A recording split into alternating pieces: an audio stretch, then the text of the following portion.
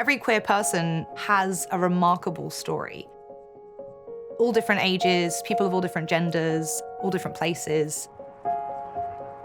When I came out, I was mainly nervous. I had been living in the closet for 27, 28 years at that point. There was a lot of really negative reaction to the point where it was kind of unsafe for me.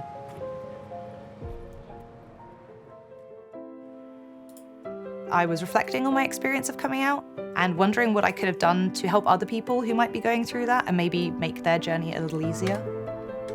One thing that I felt was if my family had been to a museum that centered and celebrated queer stories, they might have felt differently.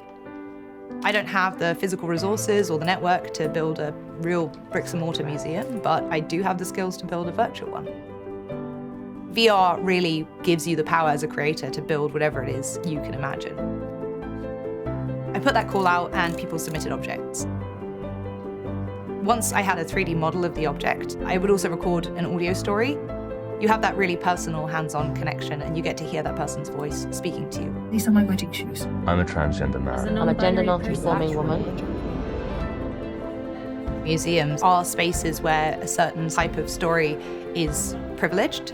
We see a lot of cis stories, white stories, male stories.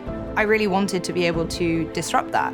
The museum is a live project, so it keeps growing. Stories from everyday people, from people who weren't, rich or famous, from queer people whose stories are often suppressed actively or just forgotten. I felt I was trapped in a very dark place with no escape. This headdress and staff were created for a photo shoot to celebrate my Nigerian heritage.